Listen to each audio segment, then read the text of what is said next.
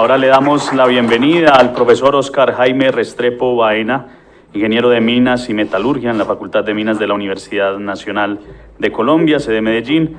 Realizó una maestría en evaluación de impactos ambientales y doctorado en Metalurgia y Materiales en la Universidad de Oviedo, España.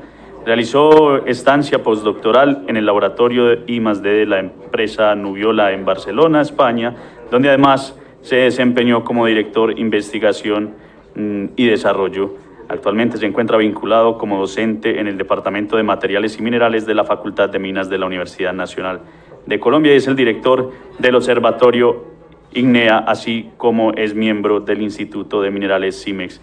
Bienvenido, ingeniero, adelante. Vamos a hacer aquí el cambalache para poder ver la presentación. Voy a ir saludando. Hola, buenos días. Muchas gracias a la SAI por la invitación. Muchas gracias a todos ustedes por su participación. Creo que, pues, muy bien. Bueno, hoy quería dar un repaso general por el tema del mundo de la minería, que creo que es un tema fundamental para el desarrollo de nuestro territorio. Y creo que de alguna manera pues, llamar la atención o plantear algunos aspectos que pueden ser interesantes e importantes de cara a futuro. Había planteado desafíos de innovación, sostenibilidad social y hoja de ruta para el desarrollo territorial. A veces se plantea y se habla de Antioquia y se habla de la riqueza de oro. Bien, gracias. Cuando hablamos de minería, a veces pensamos únicamente en oro, y el oro pues, es un punto importante indudablemente, pero hay que pensar que nuestro territorio es un territorio bastante rico. Nosotros estamos en la cordillera central de los Andes, y adicionalmente como territorio antioqueño, pues aquí en Medellín, pero como territorio antioqueño también tenemos participación en la cordillera occidental, y la cordillera occidental es una cordillera polimetálica, es decir, está conformada por una serie de metales bien interesantes que nos dan una serie de riquezas importantes. Entonces el tema del oro es un punto fundamental, no solamente en el Bajo Cauca y el Nordeste, sino que en todo a lo largo del departamento tenemos manifestaciones importantes. El tema del carbón, que de alguna manera ha sido un motor de energía de manera importante. Quiero que hacer un punto importante. Yo de formación soy ingeniero en minas y metalurgia, nací en Amagá y me encanta el carbón. Es decir, pienso en el carbón como una energía en términos de electrones. Yo no, pues si me gusta decirlo claramente, a mí no me gusta el término de decir energías limpias, porque si yo digo energías limpias es porque hay energías sucias. Y yo ese juego no entro, ¿cierto? Yo hablo de energía porque la energía son electrones en movimiento, y eso es lo que yo estoy generando. Entonces, de alguna manera, el carbón es una generación de electrones que nos permite trabajar adecuadamente. Nuestro territorio también es un territorio muy rico en lo que son los materiales industriales, los minerales industriales que llamamos, gravas, arenas, arcillas, calizas, que son temas fundamentales para nuestro desarrollo y que adicionalmente tienen una potencia importante en cuanto a su producción. Entonces, digamos que estamos en un territorio muy rico y que de alguna manera pues, ha tenido una historia bastante larga. Muy rápidamente, no me quiero tampoco extender porque además de eso estoy alterando un poquito el itinerario porque tocaba un receso y pedí un poquito seguir derecho. Históricamente nuestro territorio es un territorio bastante rico. Yo tengo una charla que hice hace unos 20 años o así, sobre la historia de la minería en Antioquia, y esa historia es una historia llena de riqueza, además una historia llena de relaciones con nuestro desarrollo histórico. Nuestro desarrollo histórico como territorio ha estado ligado directamente al desarrollo minero, y la minería ha sido un motor de desarrollo y un motor de transformación en cuanto a la economía nuestra. Nosotros indudablemente empezamos con la minería del oro, pues la minería del oro de alguna manera fue el motor de conquista, el motor de desarrollo en copar el territorio, pero al mismo tiempo nuestros indígenas utilizaban nuestras fuentes salinas. En el Iconia tenemos claras evidencias y trabajos sobre lo que era la sal de Huaca, la sal, y la sal en ese momento tenía un valor muy alto y era una moneda transaccional. La sal que se desarrolló en el Iconia hasta principios del siglo XX fue también un motivo importante. El mismo desarrollo del oro jalonó otro tipo de minerales y otro tipo de desarrollos. Entonces, hacia finales del siglo XIX, nosotros empezamos a desarrollar el carbón como un combustible para la industria del zancudo que estaba al lado, ¿cierto? El zancudo era una explotación de oro con muchas dificultades metalúrgicas, es decir, desde el punto de vista de obtención del oro, no es un oro sencillo, es un oro muy complejo, y para eso se desarrollo se hacían procesos pirometalúrgicos. Inicialmente se desarrollaban o se utilizaba la leña como material de combustible para los hornos, pero eso rápidamente generó la búsqueda de nuevas alternativas y rápidamente al lado, el zancudo en la zona de Titiribí y al lado en la cuenca de Magá, pues se llegó al descubrimiento de las fuentes de carbón. Hacia finales del siglo XIX, entonces empezamos con el desarrollo de la explotación de carbón, que fue muy bien caracterizado a principios del siglo XX por la misión de Emil Gross, que vamos a cumplir 100 años de su desarrollo, y que nos permitió un conocimiento completo de la cuenca. Ese desarrollo también y todas esas transformaciones de la Antioquia de la segunda mitad del siglo XIX también llegó a generar la creación de ya unas industrias productivas en términos agrícolas, por ejemplo, que no se tenían. La agricultura pensamos que ha sido todo un desarrollo histórico, pero no, realmente los cultivos y el desarrollo de una industria agrícola es de la segunda mitad del siglo XIX, y en ese sentido entonces necesitamos herramientas. Y las herramientas fueron desarrolladas y trabajadas con la minería del hierro, que se desarrolló inicialmente en Antioquia, también lo que era la ferrería Magá. Entonces ahí empezaron a desarrollar otro tipo de trabajos que también empezaron a generar acciones de trabajo, de transformación importante.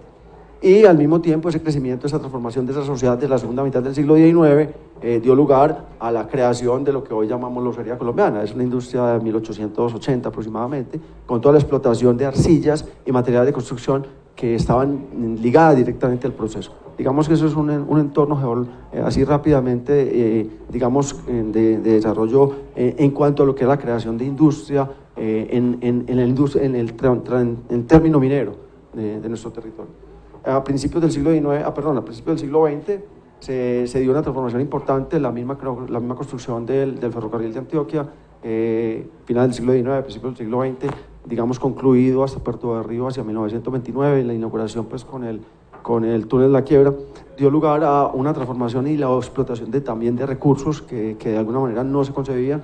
Entonces, eso también transformó, digamos, la industria y la creación de una nueva sociedad importante en ese siglo XIX, perdón, el siglo XX, la primera mitad del siglo XX en Antioquia.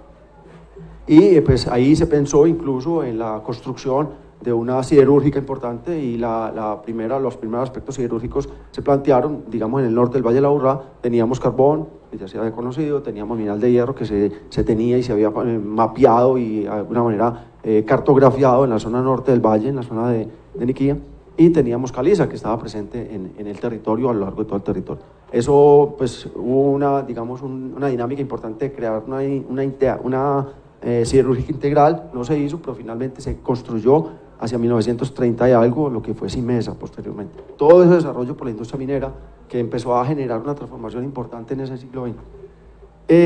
Se empezaron a crear empresas y ya desde, digamos, la mitad del siglo XIX, digamos una empresa que hoy en día está vigente, hacia 1850, 52, la que hoy conocemos como Aris Mining, que antiguamente fue Gran Colombia Gold y que antes de eso fue Frontino Gold Mines. Bueno, es una de las 5 empresas más antiguas del mundo.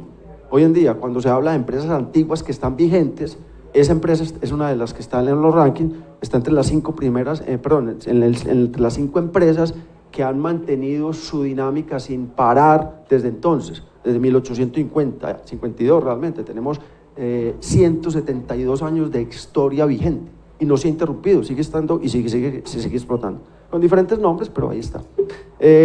Hacia el inicio del siglo XIX, el siglo XX también, las primeras empresas de explotación de minería a una escala un poco más grande, entonces inicialmente con la minería aluvial en la zona de Amalfi, pero que finalmente derivó hacia el río Porce, que terminó siendo explotación del río Nechí y que hoy en día existe como explotación en minería aluvial, que es lo que es Mineros S.A. Son empresas muy antiguas que tienen su desarrollo y que han desarrollado y han creado una economía en torno al crecimiento de nuestra región. Digamos que eso es importante y que vale la pena tenerlo en cuenta. Entonces hay una serie de desarrollos importantes, desarrollos clave, y que también, pues de alguna manera, si bien no son muy grandes, también existen. Es el tema de todo lo que es la cerámica del Carmen de Viboral, que tiene una historia y tiene digamos valor histórico y cultural muy importante y que se ha mantenido casi intacta desde finales del siglo XIX. Finales del siglo XIX empezó el desarrollo de una industria que se mantuvo inicialmente muy pequeña, pero hoy en día es patrimonio. Entonces esos son temas que se han mantenido y que son importantes de desarrollar y conocer. Digamos que ese es el entorno general. Me falta un poco también hacia la primera mitad del siglo XX, hacia 1930 también aquí en Antioquia, la creación y la consolidación de una industria que fue y que sigue siendo muy importante para nosotros, que es la industria cementera. Cementos Argos montó su primera planta hacia 1934. De hecho, el año pasado celebraron los 90 años y siguen creciendo y desarrollando y manteniendo una industria que de alguna manera ha sido pionera y jalonadora del desarrollo de nuestra región. Esa es, pues, digamos, una de las miradas generales en términos de trabajo. Siguen existiendo, siguen creándose y siguen desarrollándose. Hoy en día tenemos, digamos, no son las más importantes, pero tenemos empresas que tienen un crecimiento y un tamaño y unas condiciones adecuadas de crecimiento. Hablaba ahora de la antigua Frontino Gold Mines en Segovia, que ahora es Aris Mining. Es una empresa que se desarrolla, que crece, que tiene inversiones, que trabaja, y ya no solamente están ahí en el nordeste antioqueño, también están en Caldas y ahora en la zona de Santander. Ellos tienen ahí su crecimiento. En la zona de Buriticá también tenemos una empresa de capital chino, es Zijin Continental. Antiguamente era una empresa primero peruana, después canadiense y hoy en día china, pero también tiene su historia. Cuando revisamos todas los recuentos históricos de cómo se dio la población y que el crecimiento de Antioquia en su globalidad, pues uno de los puntos importantes y referentes son los viajes de Gaspar de Rodas, que entró desde el Urabá y fue recorriendo y llegó finalmente a Cáceres. Pues en su recorrido paró en Buriticá, porque Buriticá significaba Cerro de Oro, y ahí está. Listo, esa empresa sigue existiendo y hoy en día está en crecimiento. Digamos que son empresas que están ahí, que son importantes y siguen desarrollando su trabajo. En el término del carbón tuvimos un florecimiento de una industria grande, importante, lo que era industria luyera y su crecimiento.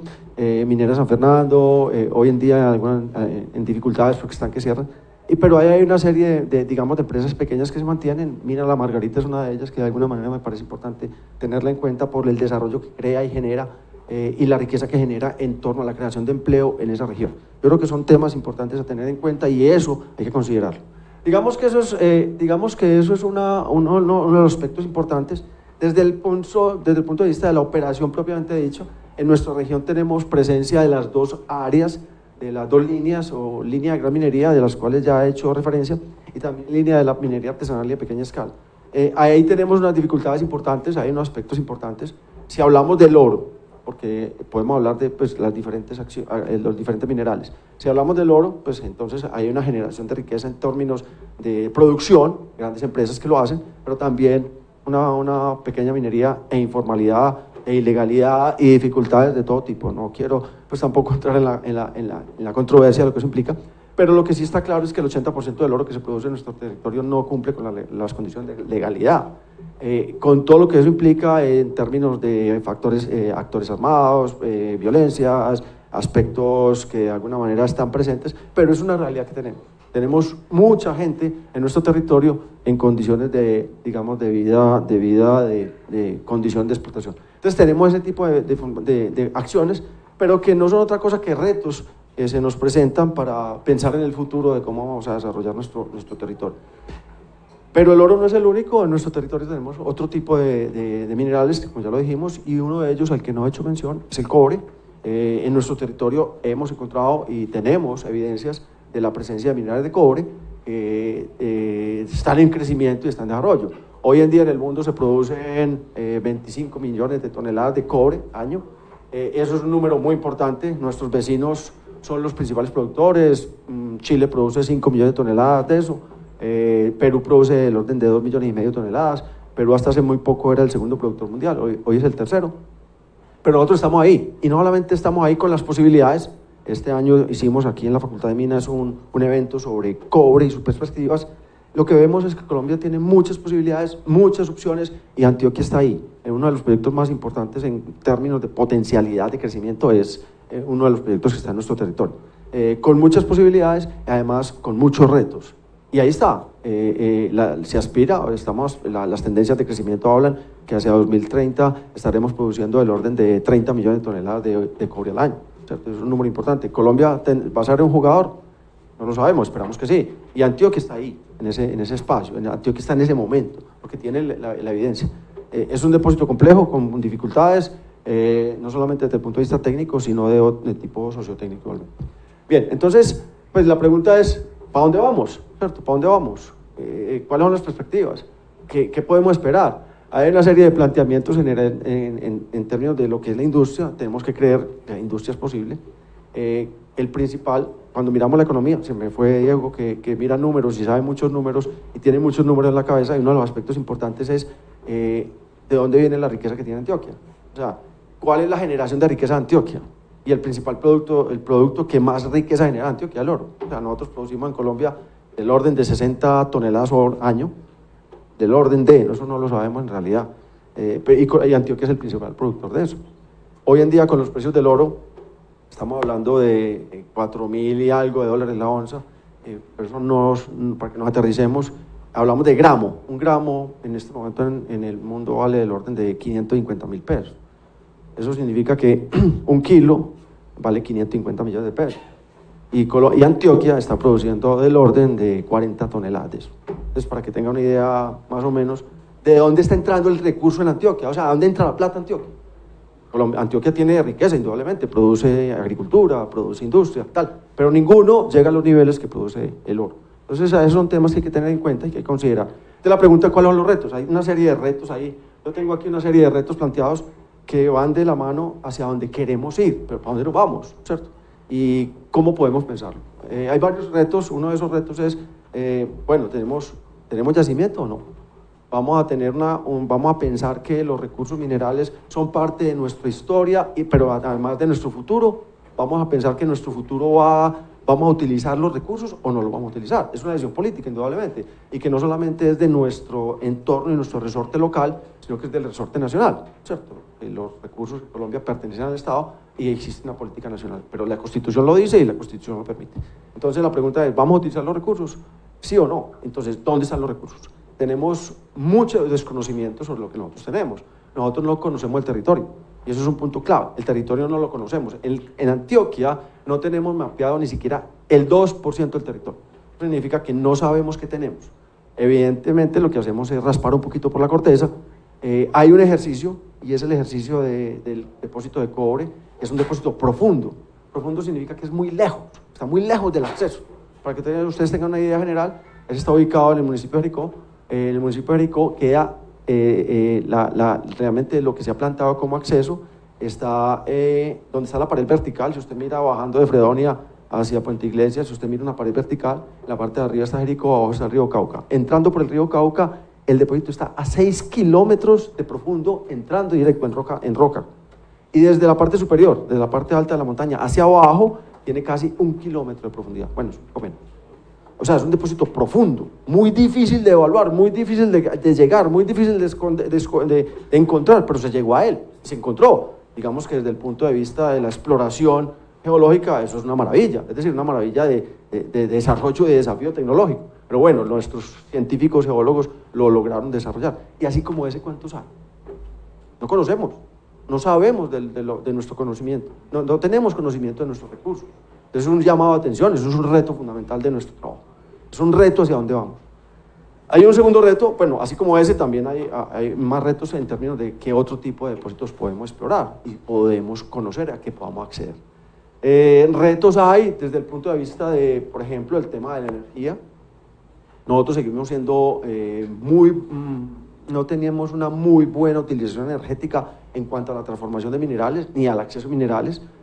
Seguimos teniendo muchas dificultades. Nosotros molemos, cuando hacemos un material, lo sacamos de una explotación, hacemos un proceso de molienda. La molienda es un proceso muy ineficiente en términos de reducción de tamaño y de consumo energético. Entonces los consumos energéticos son muy altos y los resultados son muy bajos. En términos de que seguimos haciendo lo que hacemos hace 2000 años, molemos de la misma manera que hemos molido siempre. Tenemos poca innovación ahí, pero hay un reto y un llamado de atención. Pero también hay un reto en términos del uso de la energía. O sea, ¿cómo va a ser las diferentes fuentes de uso energético? Nosotros pues, seguimos dependiendo de los fósiles, utilizamos carbón, utilizamos gas, pero también hay una serie de retos ahí, cómo podemos utilizar mejor la energía para que los procesos de obtención de los recursos sean más eficientes. Eso es otro reto fundamental. ¿Bien? Hay otro reto que está ahí, es el tema de los datos, de la información. Ayer hablaba con Enrique, precisamente uno de los temas es pues, un trabajo que se hizo sobre muchas industrias que toman datos, tenemos muchos datos, pues no sabemos qué hacer con los datos. Lo decía Diego también igual. Tenemos mucha información, pero no sabemos qué hacer con la información. Y en la industria de explotación de recursos minerales eso pasa mucho. Tenemos información, pero no sabemos qué hacer con ella. Ahí hay un reto importante en cuanto desde el punto de vista tecnológico. Pero finalmente hay un reto que es muy importante y además de eso fundamental, no solamente para la industria de extracción de recursos minerales, sino también para la industria en general. Y es el reto sociotécnico, es el reto de la sostenibilidad, es el reto de cómo nosotros vamos a tener la posibilidad de entender que nuestros recursos son parte de nuestra riqueza y que estamos involucrando a todas las comunidades. Ya lo dijo ahora María del Pilar en términos de lo que significaba trabajar con comunidades. Este es un tema muy complejo y tenemos que aprenderlo, tenemos que saberlo hacer, tenemos que saber desarrollar nuestro trabajo, involucrar las comunidades y que las comunidades se sientan propietarias.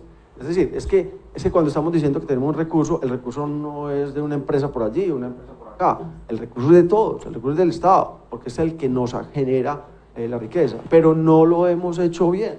Entonces tenemos un reto que nosotros llamamos sociotécnico, porque es que de qué manera somos capaces de afrontar ese reto de que los recursos nos pertenecen a todos, de que realmente todos nos vamos a lucrar de lo que involucra la explotación de un recurso y que las comunidades hacen parte del recurso, que las comunidades son dueñas del recurso. Es que ese es un tema que a veces no lo hemos tratado bien. Nosotros en la Universidad Nacional estamos desarrollando un proyecto que llama Ingeniería Humanitaria. La ingeniería humanitaria no es otra cosa que entender los retos de la ingeniería. No es otra cosa. Yo creo que la mejor conferencia de ingeniería humanitaria la acaba de dar María del Pilar. O sea, acaba de dar todas las claves de lo que eso significa. Significa que es que tenemos que trabajar con las comunidades. Ella hablaba del agua, yo hablo del recurso, pero es exactamente igual. Es exactamente lo mismo. Que las comunidades se sientan dueñas del recurso, así como son dueñas del agua.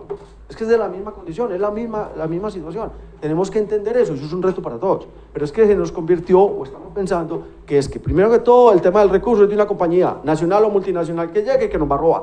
Pues eso es como el imaginario. Ese no es el tema. El tema es que nosotros tenemos que apropiarnos de que nuestros recursos es de todos y que además de eso los tenemos que conocer. Pero es que estamos en un problema en el cual prohibimos conocer. Estamos como cuando decía, muera la inteligencia. Prohibimos conocer. Es que nosotros tenemos que conocer el recurso. Y para conocer el recurso hay que explorar lo que tenemos que conocer. O sea, tenemos que explorar los recursos para saber qué tenemos. Porque las actividades económicas no son incompatibles. Yo puedo desarrollar actividades económicas perfectamente, de una manera perfecta, coexistiendo. Y puedo tener agricultura, puedo tener ganadería, puedo tener industria, puedo tener minería de la misma manera, entendiendo el proceso de desarrollo sostenible. Porque es que el desarrollo sostenible implica el crecimiento. Cuando estoy hablando de desarrollo sostenible, no estoy hablando del punto de vista ambiental, que es una de las líneas, indudablemente, pero es que estamos hablando de la implicación del recurso, de explotación del recurso, de lograr la ganancia económica, pero de mantener el concepto de respeto al ambiente e igualmente el desarrollo de las comunidades involucradas. ¿Eso qué implica? Que la gente tiene que involucrar. Tenemos que estar involucrados, porque es que si no, se nos vuelve un problema de pelea política y es lo que nos está pasando. Y no es desde el momento, no es en el Estado, en el gobierno actual, es el gobierno actual y los anteriores, que no entendemos que es que los recursos nos pertenecen a todos y que todos podemos aprovecharlo de una manera. Digamos que esos son una serie de temas, para no alargarme mucho más, porque podríamos tener una discusión bastante larga al respecto. Hay que entender que el concepto minero es un motor de crecimiento económico y de sostenibilidad. Entendida la sostenibilidad, o sea, la sostenibilidad hay que entenderla en función de la creación de oportunidades para las comunidades actuales y futuras. Y cuando hablo de comunidades y su entorno. Entonces, por lo tanto, tengo que utilizar el recurso. Sin la industria extractiva, la sostenibilidad es imposible. Así de claro. es la posición. Es decir, el crecimiento económico, el crecimiento comunitario, el crecimiento ambiental van de la mano del aprovechamiento del recurso. El recurso no lo podemos dejar guardado. Ese es uno de los puntos fundamentales. El tema de la innovación social, pues es el tema clave donde estamos planteando que necesariamente las comunidades hacen parte de los procesos y que hay que volverse parte de ellas. Pues de alguna manera hay que acompañar el liderazgo, es decir, esto tiene que acompañarse de educación, de formación y de conocimiento del territorio. Para eso, pues de alguna manera nosotros como parte de la universidad, pero somos parte de un ecosistema en el que todos podemos participar y desarrollar nuestra vida. Bueno, esos es un poco pues, los planteamientos que quería presentarles a ustedes en esta sesión de la mañana, darle los agradecimientos a Enrique indudablemente por la invitación, a la SAI por la participación y a todos ustedes por estar presentes. Muchas gracias. Muchas gracias, ingeniero. Una pregunta breve. Antes de la pregunta, mientras Paola, aquí el ingeniero Enrique tiene una, hay snacks aquí afuera en el hall por si quieren ir saliendo, estirarse, pero no vamos a hacer un receso puntual, vamos derecho. Así que adelante con la pregunta, ingeniero. Oscar, el primer gran esfuerzo académico en nuestro medio universitario tuvo que ver con minas, pues con la Facultad de Minas y todo esto, la Escuela de Minas. Cuéntanos en el concierto internacional que también estamos, porque yo sé que tú estás en contacto con el Sistema Universitario Universal de Minas. ¿Cómo está Colombia? Bueno, yo ahorita estaba haciendo un poquito de mención de histórica de lo que pasaba en Colombia en términos de la parte económica, pero el desarrollo, digamos, de la educación también va de la mano. 1803, lo que hoy consideramos Universidad de Antioquia, hacia 1814, la Escuela de Formación de Ingenieros Militares aquí en Río Negro, y hacia 1867, Universidad Nacional de Colombia. En Medellín, 1887, creación de la Escuela de Minas. Digamos, eso va de la mano, porque en la segunda mitad del siglo XIX, fue la creación de actividades económicas que necesitan estar soportadas. Entonces ahí se desarrolló. La Escuela de Minas es una escuela de formación de ingenieros que se transformó a lo largo del siglo XX. Pues bien, no nos hemos quedado atrás. Según los rankings internacionales, el programa de Ingeniería, Minas y Metalurgia es el programa mejor rankeado de todo el país. Pero no en minas, de todos los programas de ingeniería y de todos los programas que ofrece la universidad, que se ofrecen en Colombia, de medicina, derecho, todos los programas tal. El programa que mejor rankeado está en el mundo se llama Ingeniería, Minas y Metalurgia de la Universidad Nacional de Colombia en Medellín. Es el número 22 en el mundo. Y no hay ningún programa que esté a la altura de eso. Entonces, ¿qué estamos diciendo? Que hay un esfuerzo de formación importante, hay gente formada, nuestros estudiantes se desarrollan y se forman a nivel internacional en buena condición, ellos tienen una buena formación, exitosamente se desempeñan no solamente en la industria colombiana e internacional, sino también en la academia. Entonces tenemos como esfuerzo académico, en Colombia tenemos unos ingenieros bien formados. Digamos que es un tema. Muchas gracias, ingeniero. Sabemos que por temas de agenda ya tiene que salir. Le agradecemos al profesor Oscar Jaime Restrepo. Un aplauso, por favor, para él. Gracias.